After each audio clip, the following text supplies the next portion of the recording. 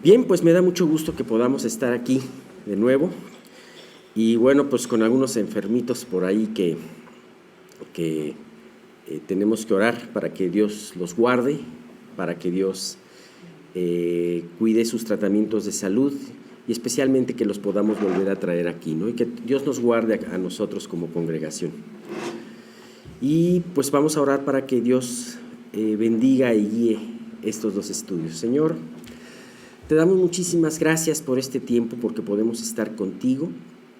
Gracias, Señor, porque en tu voluntad estamos nosotros pues listos para poder tener una vez más un domingo de enseñanzas. Señor, en tu ley, en tu palabra es muy importante dentro de los mandamientos el día de reposo. Y es impresionante ver cómo tú quieres que un día a la semana podamos tener especialmente un día en donde podamos meditar en ti, podamos no solamente cambiar de rutinas, descansar, sino también utilizarlo y aprovecharlo para meditar en ti. Sea este tiempo en donde tú permites que nos congregamos, no solamente ese tiempo, el tiempo que pasemos de iglesia, sino que sea todo el día que podamos pasar delante de ti. Te queremos pedir por esto de una manera muy especial, te suplicamos por las personas que no pudieron venir y muy especialmente, Señor, por la familia Hiver. Te quiero pedir que tú las guardes, que no permitas que se angustien, Señor, y que especialmente puedan ver que tú tienes en tus manos, Señor, esta enfermedad y que, pues Dios, te queremos pedir su pronta recuperación y Dios, pues que ellas en este día, y es más, si no pueden escuchar este estudio, también puedan nutrirse en ti, en meditar en ti, en tu palabra. También te pido por Sebastián, para que tú lo guardes allí en su casa y permitas, Dios, que también él pueda llenarse de tu palabra. Te quiero pedir también por Pati López de Nava, gracias porque ella va saliendo, porque sus tratamientos está saliendo adelante, pero también está saliendo adelante de COVID que le dio. Gracias, Dios, porque no fue fuerte, no fue severo. Y Padre, pues también tú restáurala pronto y te pedimos de una manera muy especial que a ella pronto la podamos tener también con nosotros aquí escuchando tu palabra, congregándose en tu nombre. Por último, te quiero pedir por Pati Herrera para que Dios, tú la guardes, Señor, y sea cualquiera cosa que ella tenga, COVID o no, pues tú permitas que pueda tener el tratamiento adecuado, que no se angustie, Señor, sino que ella pueda confiar en ti y sobre todo tú la saques adelante. Y guárdanos a cada uno de nosotros, Señor, en estos tiempos difíciles, para que independientemente, sin dejar de ser prudentes, podamos ser también confiar en ti, Señor,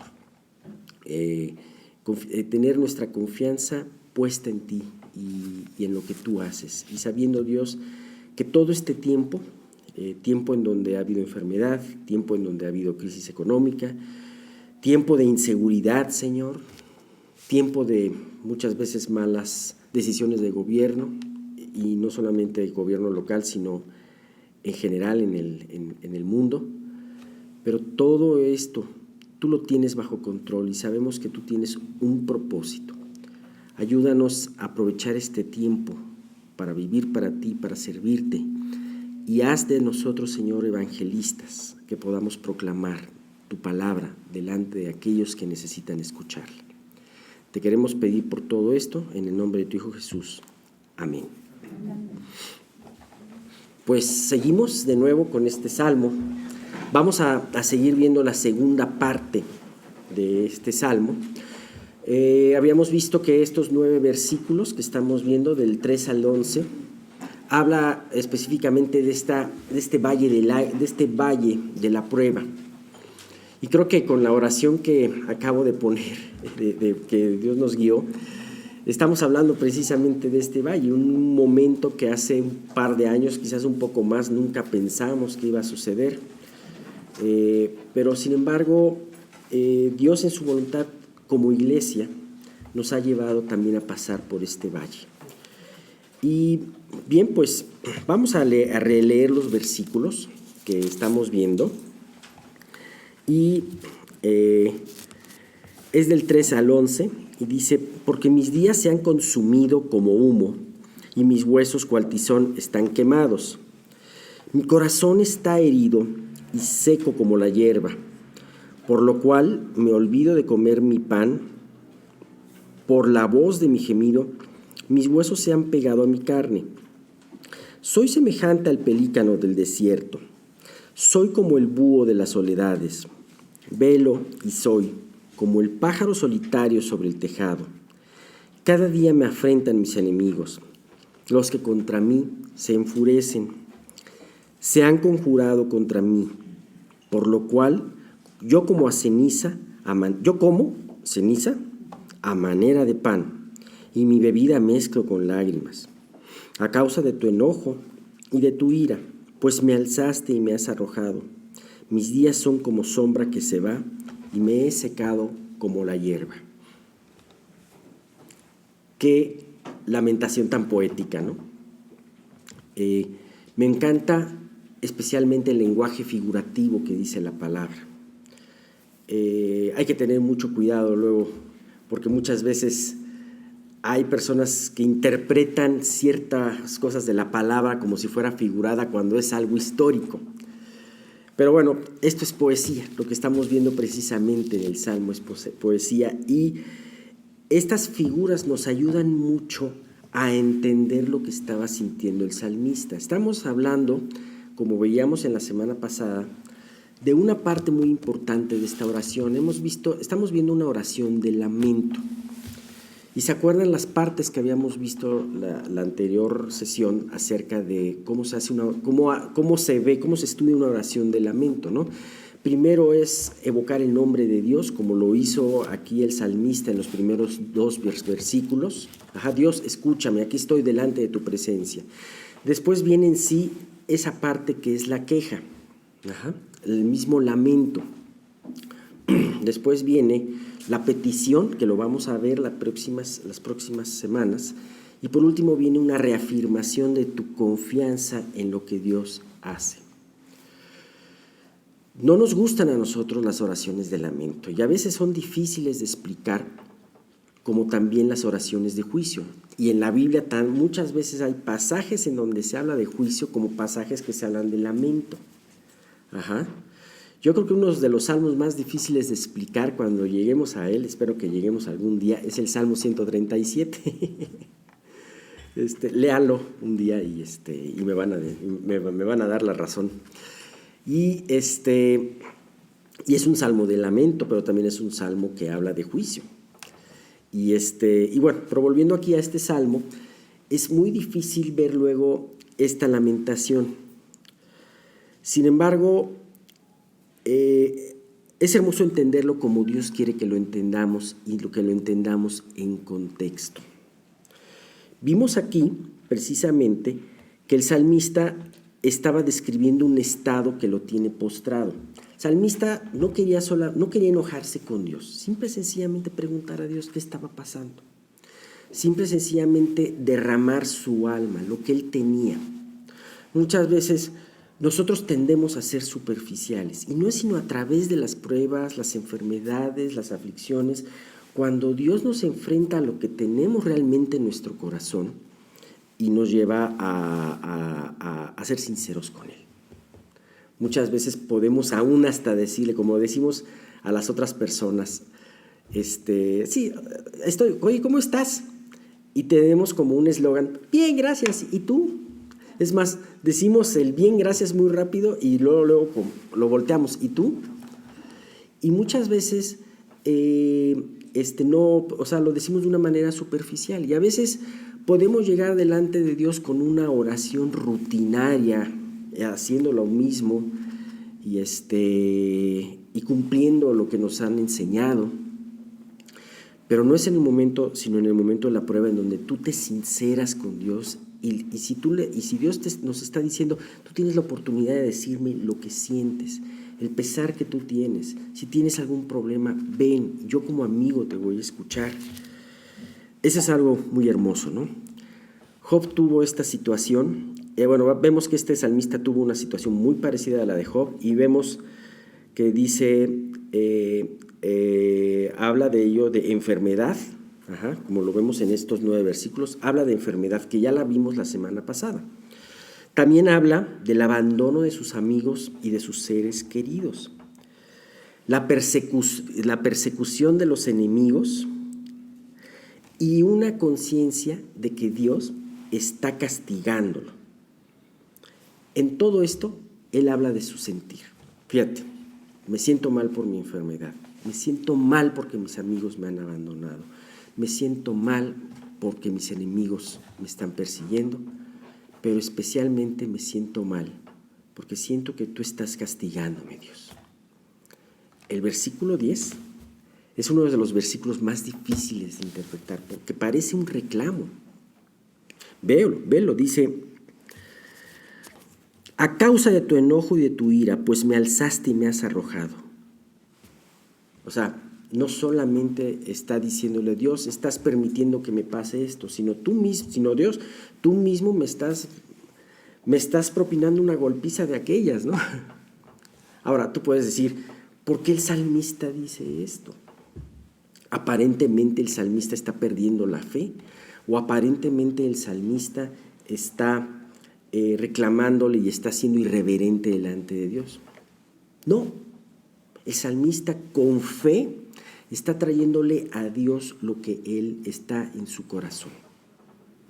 Ahora, es muy distinto una queja en el Señor, una queja en una oración de lamentación, que una queja por quejarte. Es muy, muy distinto. Cuando tú tienes una queja y te quejas contra el Señor y no vas a Él, esto te lleva a hundirte en un mar de incredulidad. Te lleva a solamente echarle la culpa de Dios y decirle, como los israelitas le dijeron muchas veces a Moisés, que no había sepulcros suficientes en Egipto, ¿por qué nos has traído a esta tierra, a este desierto infame, a morir, no? Eso es muy distinto. La queja en nuestras fuerzas, la queja que no llegamos con fe delante de Dios, es una queja que nos aparta de Dios. Es una queja en donde tampoco hemos resuelto nuestro orgullo delante de Dios. ¿Por qué? Porque nos sentimos víctimas de lo que Dios nos está haciendo. ¿Sí? Los israelitas se sentían víctimas de Dios. La queja, según lo que estábamos viendo con los israelitas, también es una queja en donde se te olvida lo que Dios te ha hecho antes por ti. Es impresionante. Dios les dio una gran victoria a los israelitas, llevándolos a cruzar por el Mar Rojo y sepultando con las aguas del Mar Rojo a sus enemigos. ¿Y sabes qué? Ellos cantaron inmediatamente una canción de alabanza, pero a los 3 días se estaban quejando de Dios. Entonces, esa queja que es sin fe es una queja que no tienes que, se te olvida lo que Dios ha hecho últimamente por ti. Te lleva más al precipicio de la incredulidad. Es una queja en orgullo también. Entonces, es un punto muy importante. ¿Sabes qué es lo impresionante? Que muchas veces nosotros podemos tener este hábito de quejarnos. Cuando los israelitas no entraron a la tierra prometida, ¿sabes cuántas veces se habían quejado en contra de Dios y en contra de Moisés? 10 veces. 10 veces se habían rebelado. Ellos no habían crecido ni un centímetro en fe. Sin embargo, es muy distinta este lamento delante de Dios. Porque este lamento de Dios, delante de Dios, te lleva a crecer en fe. Porque estás acudiendo a Dios. No estás hablándole mal a alguien de Dios, sino estás delante de Dios diciéndole: Dios, ¿qué me pasa? Te lleva también a reconocer que Dios es poderoso. Te lleva a recordar también que Dios tiene lo mejor para ti, como lo vamos a ver en un momento determinado de nuestra oración. Entonces este es un punto muy importante. Bien, ya habíamos visto la cuestión de la enfermedad. Ahora vamos a ver el siguiente agravante del salmista, que es el abandono de los suyos. ¿Sabes? Lo mismo le pasó a Job. Sus familiares y amigos se fueron de él. Su esposa le dijo, maldice a Dios y muérete. O sea, no contó su esposa. Y sabes que muchas veces los momentos difíciles prueban las verdaderas amistades. Y yo creo que un golpe muy duro es en tiempos de necesidad, sobre todo si tú eres, si por alguna razón es evidente que ese tiempo es una consecuencia, una cosecha de algo que hiciste mal, sufrí el menosprecio de los que te rodean. ¿Sabes? Esa prueba de sufrir el desengaño del amor de los seres queridos y de tus amigos ha de ser una de las pruebas más difíciles.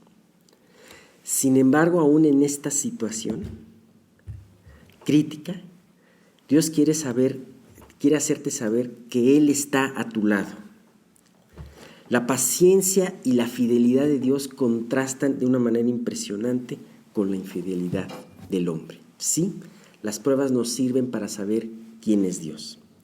Dice el Salmo 27, versículo 10, aunque mi padre y mi madre me dejaren, con todo Jehová me recogerá. Así que no te sientas nunca abandonado, ¿no? Este salmista nos describe un cuadro muy descriptivo. Fíjate lo que dice en el siguiente versículo. Dice, soy semejante al pelícano del desierto, soy como el búho de las soledades, velo y soy como el pájaro solitario sobre el tejado. ¿Sabes? Nos hace el salmista un cuadro muy descriptivo de algunas aves que representan soledad, tristeza, vulnerabilidad, por estar solos. Este magnífico retrato nos lleva a ver cómo se sentía el salmista. Yo no sé cómo haya sido un pelícano del desierto ni un búho de la soledad, pero sí me imagino un pájaro triste cantando solo en medio del tejado. Y esto se me imagina mucho a lo que en alguna ocasión otro hombre de Dios describió, Pablo. Ustedes conocen la última epístola de Pablo, lo que se cree que fue lo último que escribió fue Segunda de Timoteo. Y tú puedes ver una carta muy profunda a través de todas estas enseñanzas en Segunda de Timoteo, pero puedes ver el estado de ánimo de Pablo y es algo maravilloso lo que Dios te enseña a través. Pablo, en estos momentos, mientras escribe la segunda carta, estaba encarcelado. Se piensa que Pablo estuvo encarcelado 2 veces. La primera está descrita en el libro de Hechos y fue más benigna, puesto que le permitieron estar en una casa y ser recogido por los suyos. Se piensa, dice la tradición, que Pablo pudo salir libre después de esa vez, pero que una vez más lo encarcelaron y fue encarcelarlo para matarlo.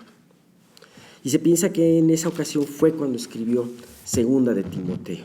Fíjate, y a pocos días de ser ejecutado, Pablo sintió la soledad. El gran apóstol, aquel que es el paladín en las Escrituras, veías su debilidad, se sentía solo. Fíjate, dice 2 de Timoteo 4:10, porque Demas, el nombre de un creyente, me ha desamparado amando este mundo y se ha ido a Tesalónica, Crescente a Galacia y Tito a Dalmacia. Aquí te habla de 3 hombres cercanos a Pablo.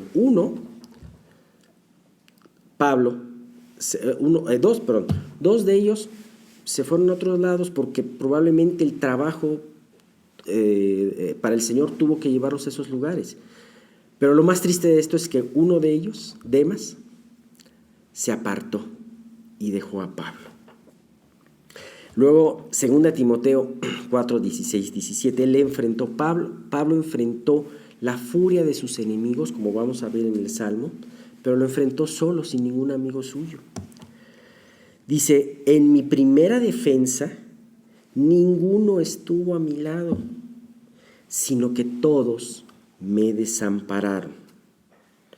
No les sea tomado en cuenta, pero el Señor estuvo a mi lado. ¿Sabes? La queja en el Señor no te deja amargura. Puedes hablar, qué impresionante que puedas hablar de una situación, me desampararon. El gran Pablo, que en los buenos tiempos pudo haber estado lleno de mucha gente, cuando él pudo haber hecho un milagro, pudo haber estado lleno de mucha gente, en esos momentos estaba desamparado.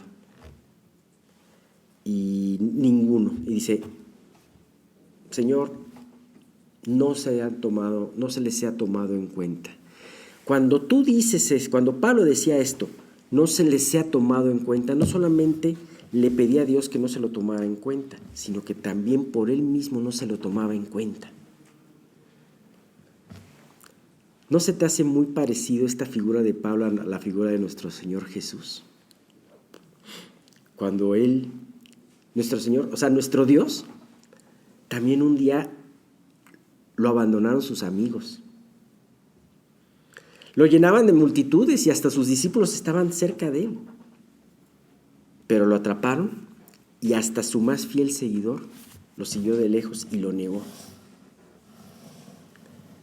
Enfrentó la furia de sus enemigos solo.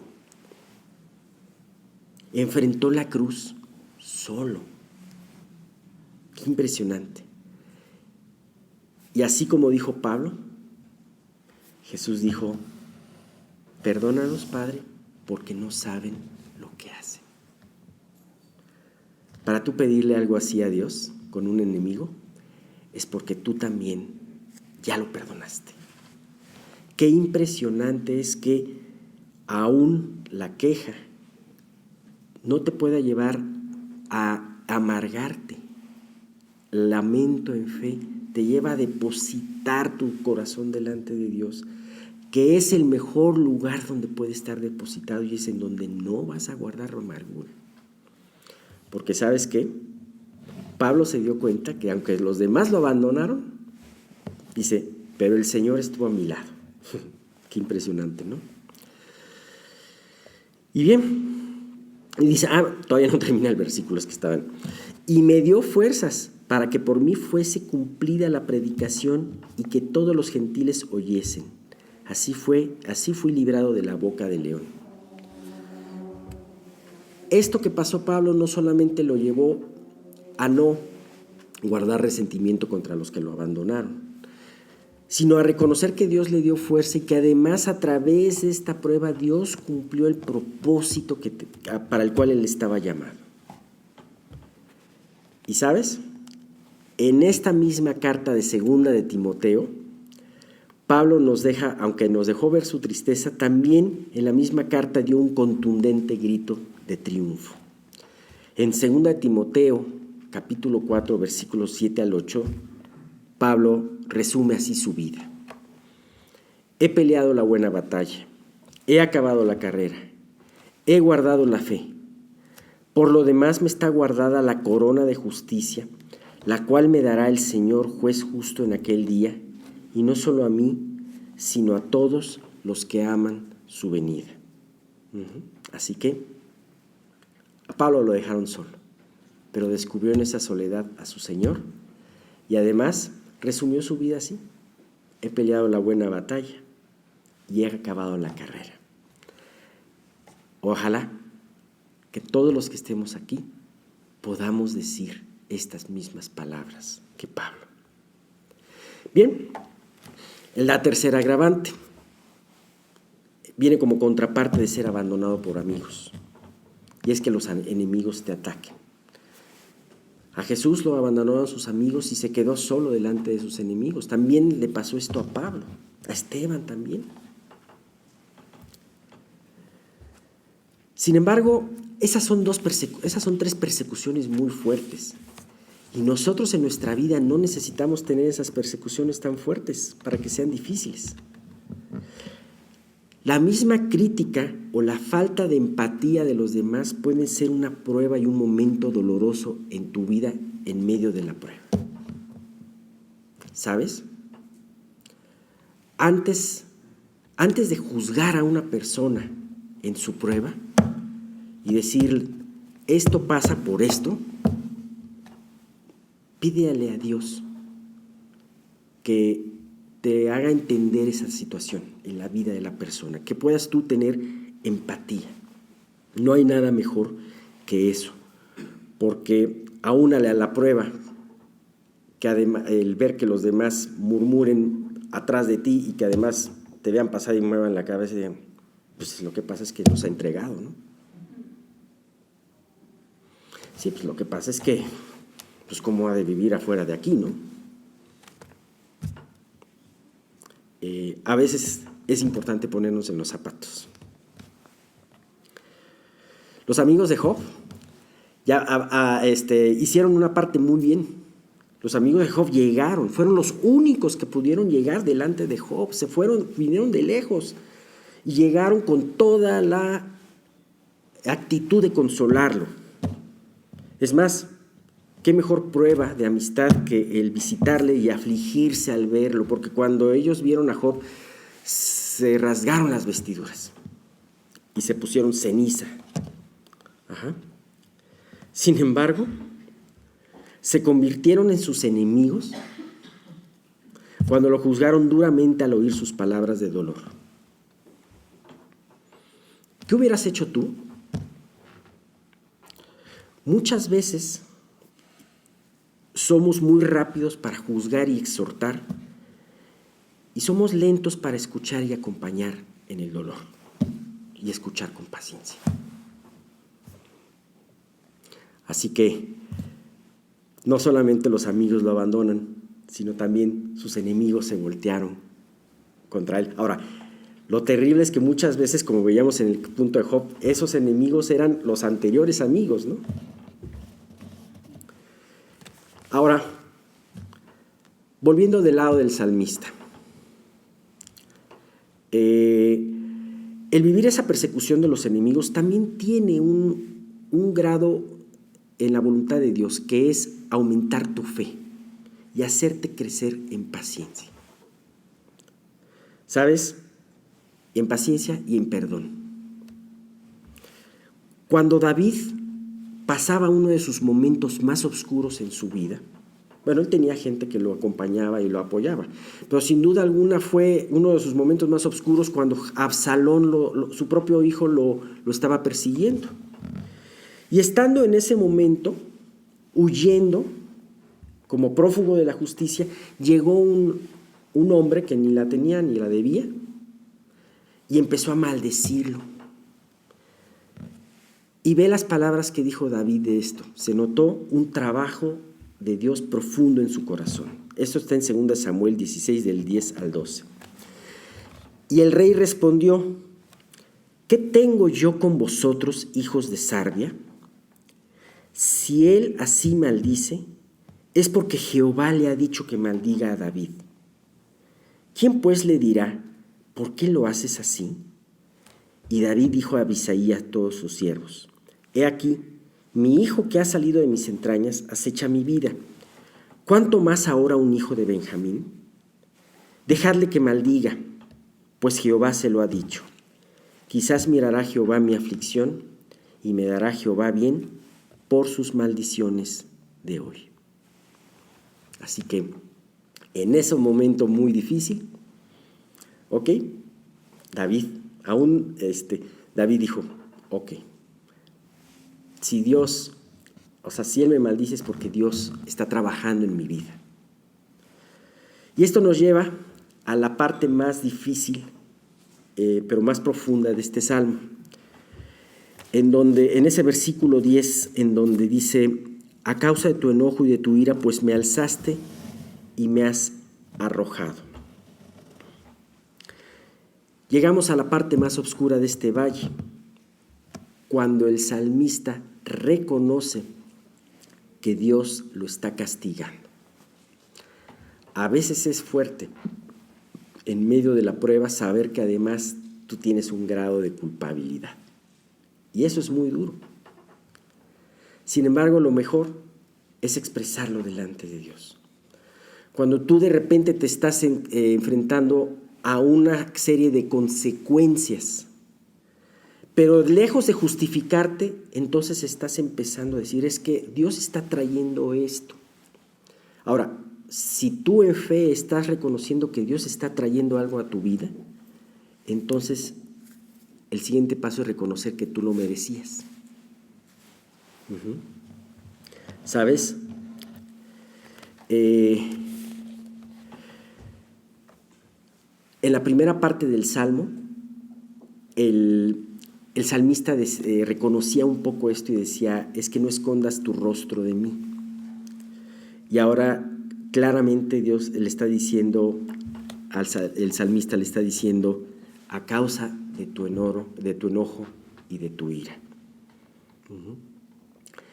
Sin embargo, al ser la parte más difícil y más oscura de este valle, también es la parte en donde se está acercando más a la luz. Porque cuando tú reconoces que Dios está tratando un pecado en tu vida, es un paso anterior a poderlo confesar. Y si tú confiesas tu pecado, Él es fiel y justo para perdonarte, para limpiarte de toda maldad. ¿Sabes? ¿Por qué sigues luchando? Si estás en una prueba y sientes que no sales, no le eches la culpa a nadie. Aquí déjame decirte, aparentemente es echarle la culpa a Dios, pero también es reconocer que lo que estás viviendo es un trabajo de Dios en tu vida porque lo necesitas para trabajar y para terminar con tu orgullo, para terminar con la ceguera, ¿no?, que hace el pecado. Entonces, es un paso antes de poderte arrepentir, ¿no? Si tú te arrepientes delante de Él, si tú reconoces que esto que estás viviendo es que Dios está trabajando en tu vida, es que Dios quiere trabajar en tu pecado, entonces la luz se va acercando poco a poco, ¿no? Decía Charles Spurgeon de este versículo, porque decía, pues me alzaste y me has arrojado. Dice, el salmista sentía que Dios lo estaba tratando como los luchadores se tratan entre sí, cuando un hombre levanta deliberadamente a su oponente para que pueda causarle la peor caída. Bien, sin embargo, nos queda saber y entender la promesa de que Él lo hace, no porque quiere un daño en nosotros, sino porque quiere el bien. Dice Hebreos 12:11, es verdad que ninguna disciplina al presente parece ser causa de gozo, sino de tristeza, pero después da fruto apacible de justicia a los que en ella han sido ejercitados, mejor dicho, perdón, ejecutado, parece ejecutado, ¿verdad? Bien, finalmente, al terminar este valle, el salmista vuelve a recalcar lo temporal y lo efímero en su vida y lo hace a través de dos imágenes muy interesantes. Dice, mis días son como sombra que se va y después me he secado como la hierba. Tú has visto las sombras cuando declina el día. Las sombras se hacen menos exactas, se hacen largas y además no contrastan tanto. Cuando una sombra está así, está a punto de desaparecer. Así es nuestra vida. O como la hierba, que un día está en el campo y el otro día se marchita. Entonces, está reconociendo lo efímero y lo temporal de su vida. Pero también al ser temporal, la prueba, el castigo, la disciplina es temporal. Y esto lo recalco aquí al final de ver esta parte, porque va a contrastar mucho con la siguiente parte en donde nos habla de que Dios permanecerá para siempre. Pero bien, pues vamos a quedarnos aquí. Buen día. Vamos a retomar. Les decía la sesión pasada que cualquiera que esté buscando pertenecer a una iglesia debe entender los compromisos esenciales con Jesús y con la iglesia. Y estos eran las tres necesidades que tenían que contestar o que tenían aquellos que están explorando pertenecer a una iglesia. Primero era conocer su propósito, cómo les habla Dios y qué es la iglesia y cuál es su lugar dentro de ella. Y entonces para esto había tres compromisos que había que contestar, que adquirir para ser parte de una iglesia. Primero, que Jesús es mi Señor, la Biblia es mi guía y que la iglesia que escojan es el principal conducto de adoración, comunión y ministerio. Entonces, hoy vamos a hablar del primer punto, que es Jesús es mi Señor. Y Romanos 10:9 en la versión Reina Valera dice: si declaras abiertamente que Jesús es el Señor y crees en tu corazón que Dios lo levantó de los muertos, serás salvo. Entonces, a medida que la gente explora iglesias y su posible membresía, alguna de ellas, la necesidad más grande que tienen es conocer el propósito que Dios tiene para cada uno de ellos. Y este propósito incluye dos cosas: la vida eterna y una vida abundante. Si leemos Juan 3:16, nos dice: pues Dios amó tanto al mundo que dio a su único Hijo, para que todo el que crea en Él no se pierda, sino que tenga vida eterna. Esta es la referencia a la vida eterna que nos dice. Y Juan 10:10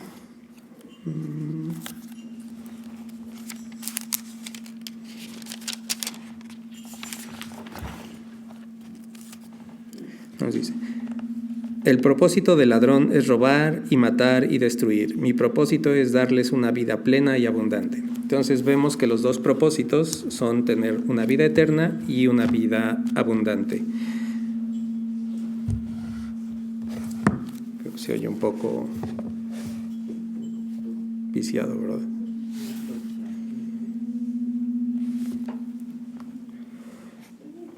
Bueno, si se oye peor ya me avisan. Entonces vamos a ver primero la vida eterna. Vamos a ver un poco más a detalle, ya que este es un prerequisito para tener una vida abundante. Entonces la primera pregunta que tenemos que hacernos es si tenemos vida eterna. Si estamos seguros que somos creyentes en Jesucristo, esa es la respuesta. Entonces, ya que la Biblia dice que la iglesia es un cuerpo de creyentes, nuestro primer paso al explorar la membresía a una iglesia es asegurarnos que somos verdaderos creyentes en Jesucristo. Entonces, si leemos la 2 de Corintios 13:5,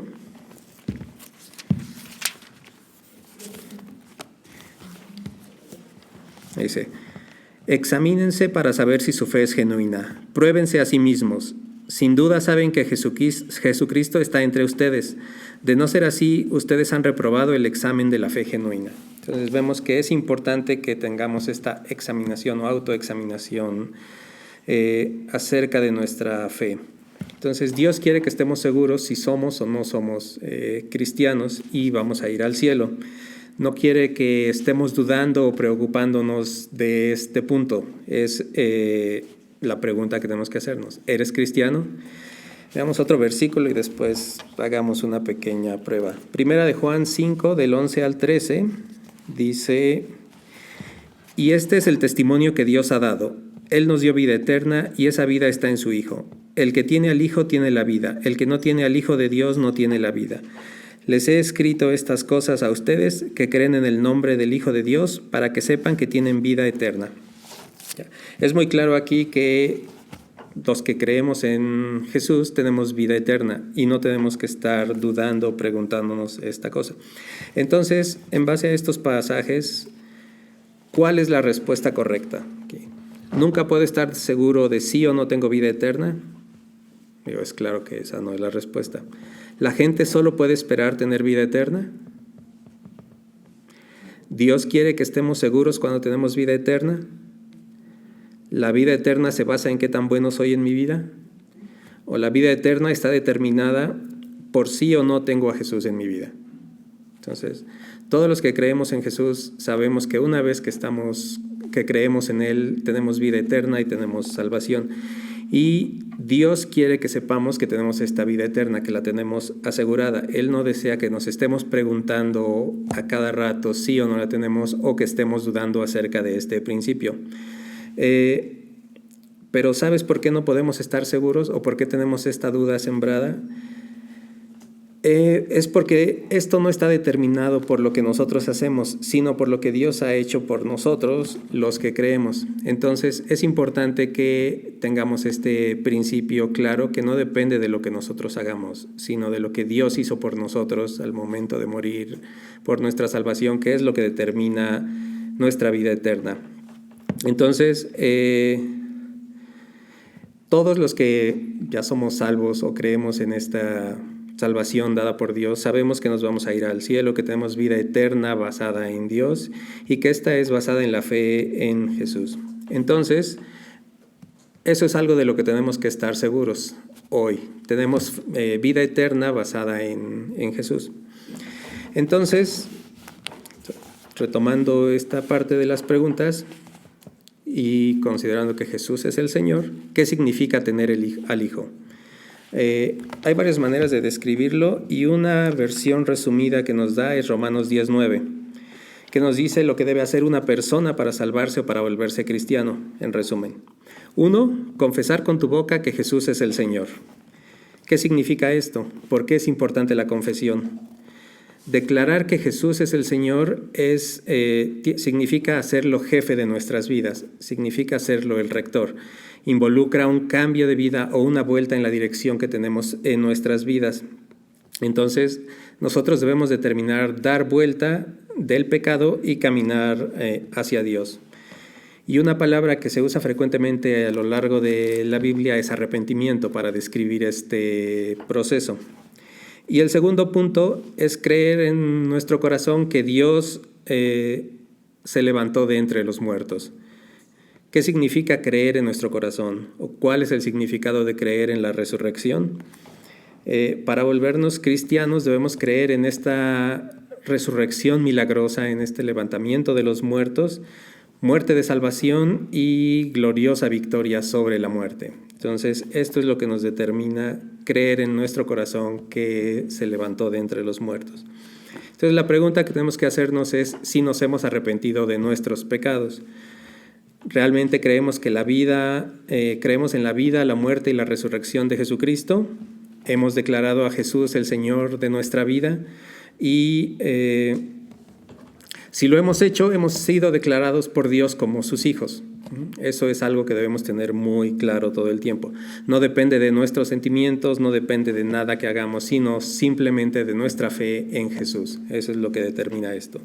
Si tenemos una verdadera fe bíblica en Jesús, entonces somos salvos, no hay otra opción. Y en consecuencia, nuestros pecados han sido perdonados. Una pregunta que nos hemos hecho, o al menos yo me he hecho regularmente desde ese punto, es ¿qué pasa con los pecados que hacemos o cometemos después de habernos convertido? Es una pregunta interesante y es una buena pregunta. Y para entender esto, tenemos que entender la naturaleza de nuestra salvación. Hay que ver una imagen que la Biblia nos da frecuentemente, que nos ayuda a entender no solo la pregunta del pecado después de la salvación, sino nuestra fe en su totalidad. Gracias.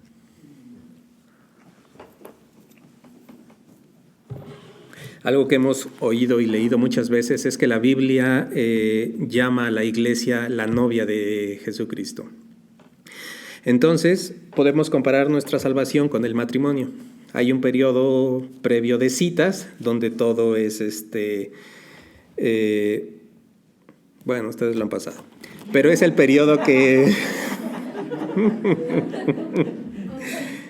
es el periodo que pasa antes de que creamos. Nosotros tenemos un interés en Dios porque Él está mostrando un interés por nosotros, pero finalmente aún no hemos declarado que Él sea nuestro Señor. Después de este periodo de citas viene el matrimonio en el cual varios de nosotros terminamos Y esto literalmente son nuestros votos o nuestros compromisos.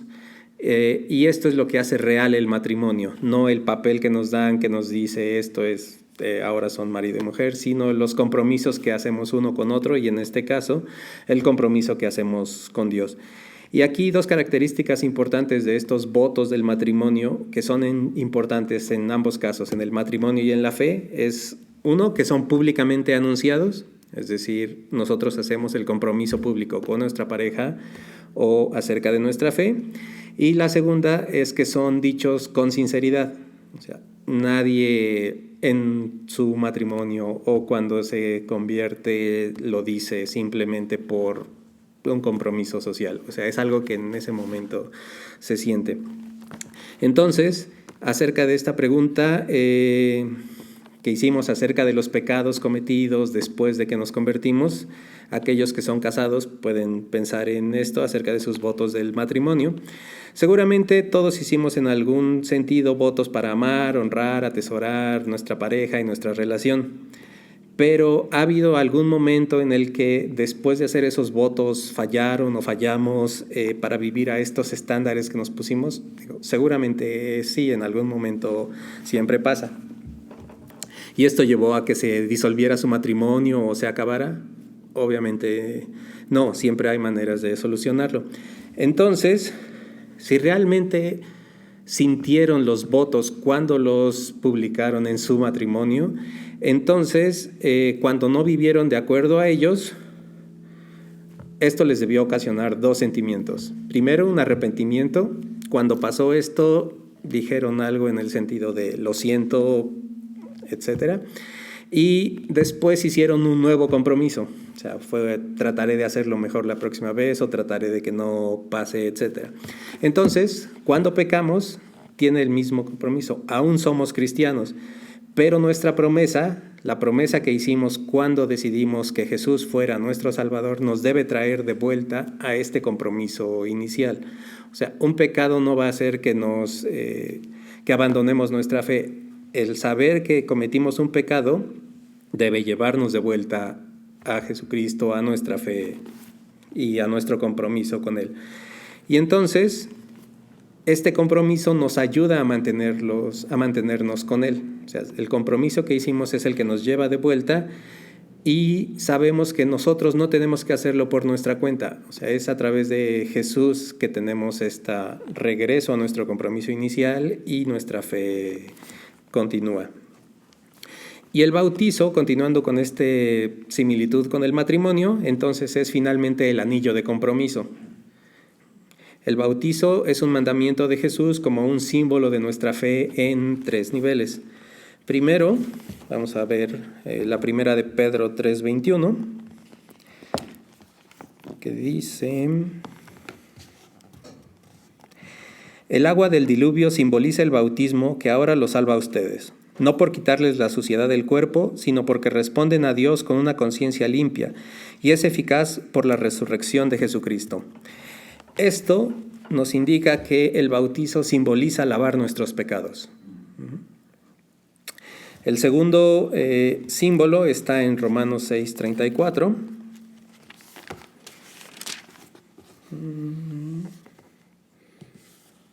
Perdón, 6:3-4.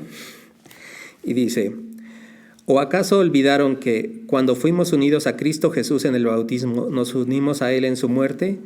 Pues hemos muerto y fuimos sepultados con Cristo mediante el bautismo. Y tal como Cristo fue levantado de los muertos por el poder glorioso del Padre, ahora nosotros también podemos vivir una vida nueva. Esto simboliza la muerte y resurrección de Jesucristo. Y finalmente, el tercer símbolo está en la 2 de Corintios 5:7.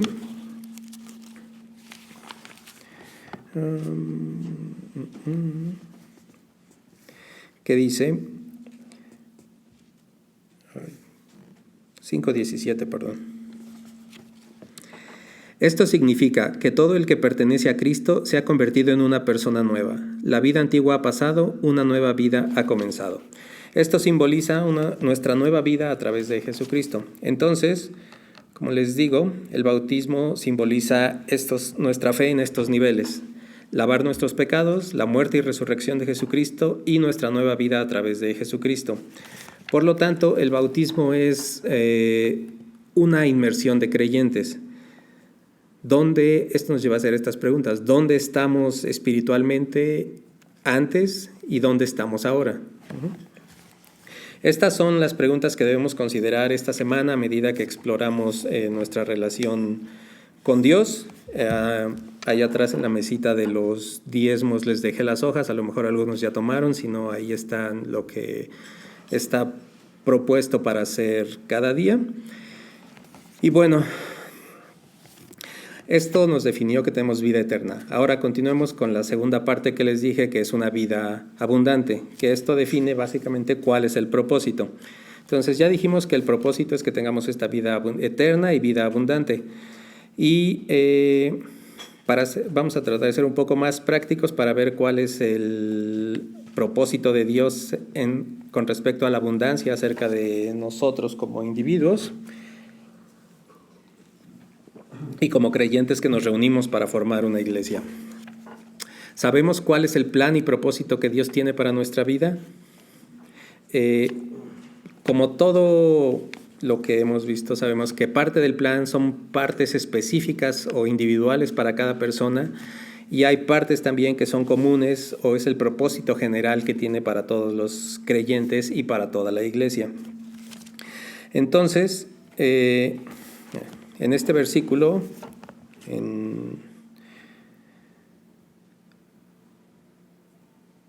vamos a encontrar qué hacer con nuestra vida para tener verdadera abundancia. Maestro, ¿cuál es el mandamiento más importante en la ley de Moisés? Jesús contestó: ama al Señor tu Dios con todo tu corazón, con toda tu alma y con toda tu mente. Este es el primer mandamiento y el más importante. Hay un segundo mandamiento que es igualmente importante. Ama a tu prójimo como a ti mismo. Toda la ley y las exigencias de los profetas se basan en estos dos mandamientos. Entonces, lo que podemos ver aquí es que el propósito general que tenemos al vivir nuestra vida cristiana es doble. Por un lado, tenemos que amar a Dios con todo nuestro ser, y por otro lado, tenemos que amar a nuestro vecino como a nosotros mismos. Entonces, la misión de la iglesia es amar a Dios y compartir el amor redentor de Jesucristo. Esta es la misión que tiene la iglesia. Y finalmente, ¿qué les dije? Amar a Dios y compartir el amor redentor de Cristo.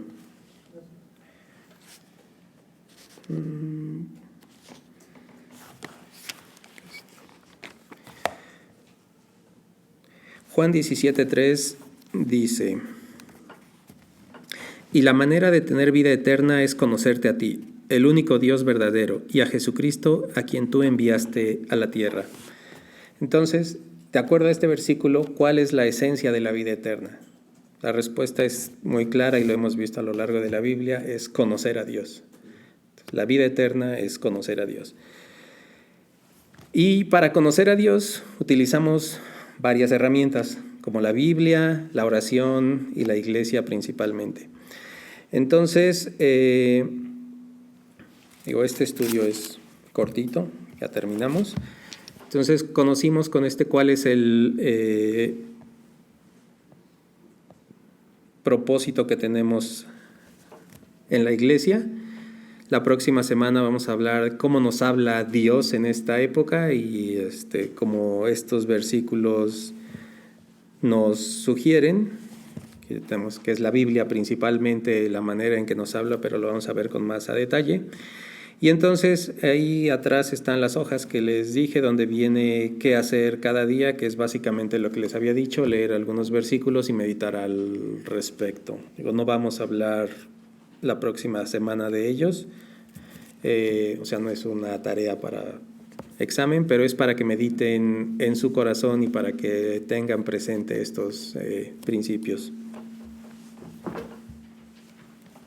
Bueno, vamos a orar. Amado Padre, Te damos gracias por todo tu amor y todas tus bendiciones. Te damos gracias porque permites que formemos tu cuerpo de creyentes, porque seamos esta iglesia. Aunque seamos pequeños, Señor, nos estamos formando en ti, estamos aprendiendo tus principios, Señor, y estamos consolidando nuestro amor por ti y tratamos de entender y cumplir el plan que tienes para nosotros. Te pedimos que nos guíes en todo momento, que proveas los medios que necesitamos para crecer espiritualmente, Señor, que abras y prepares nuestros corazones y nuestra mente para escucharte y para seguir tu camino todo el tiempo. Te pedimos que prepares a nuestros pastores y que los lleves a mostrarnos cuál es el mensaje que tienes para nosotros como iglesia y que individualmente también nos lleves a mostrarnos cuál es el plan que tienes para cada uno de nosotros, Señor. Te pedimos todo esto en nombre de tu Hijo Jesús. Amén.